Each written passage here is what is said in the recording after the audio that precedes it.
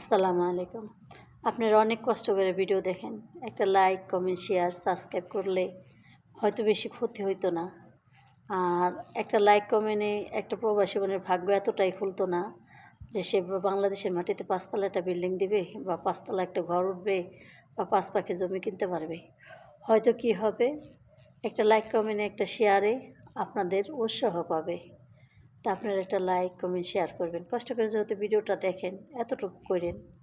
কারণ ভিডিও করি হয়তো ভিডিও করে একটা নেশা হয়ে গেছে, অন্য কিছুর লিগা না। ভিডিও করি যখন মনটা দেখি বেশি খারাপ, যখন বেশি মনটা খারাপ বা বিদেশের মাটিতে থাকা, হয়তো যখন দেখি ওদের খারাপ ব্যবহারটা ভালো লাগে না, তখনই আপনাদের সাথে একটু দুইটা কথা বলি বা একটু ভিডিও করি বা সারি। কারণ জানেন, অনেক কষ্ট হয় আমাদের এখানে। বিদেশের মাটিতে কষ্ট ছাড়া সুখ কোনো ব্যক্তিরই নেই, কোনো ব্যক্তিরই নেই। একটা মেয়ে বিদেশে আসে, অনেকেই খারাপ নজরে দেয়, খারাপ কথা বলে, কিন্তু জানেন তাদের কষ্টটা কেউ দেখে না।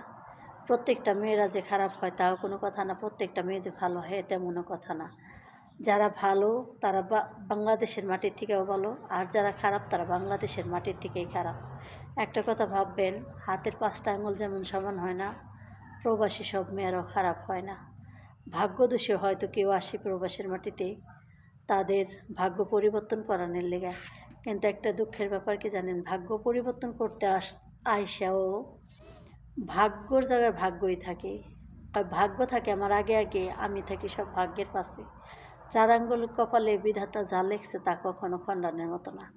সুখ দুঃখ দুটো ভাই, কিন্তু সবাই যদি সুখ করবে দুঃখ করবে কে? তাই আল্লাহ তাআলা যাকে ধৈর্য ধারণ করার ক্ষমতা দিছে সেই দুঃখ পায়, আর যাকে ধৈর্য ধরার ক্ষমতা দেয় নাই সে কখনোই কষ্ট পায় না, তাকে সবসময় সুখ দেয়। কারণ ধৈর্যদার ব্যক্তির ফলাফলের মালিক হইলে মহান আল্লাহ।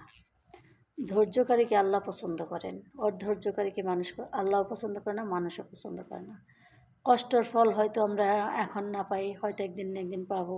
আমরা মানুষের কাজ করি, আমরা কর্ম করি, হয়তো আমাদের ধৈর্যর তৌফিকটা দিছে দেখে আমাকে এই জায়গায় আনা আসছে।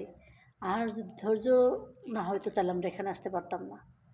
ভালো থাকবেন, বাই বাই।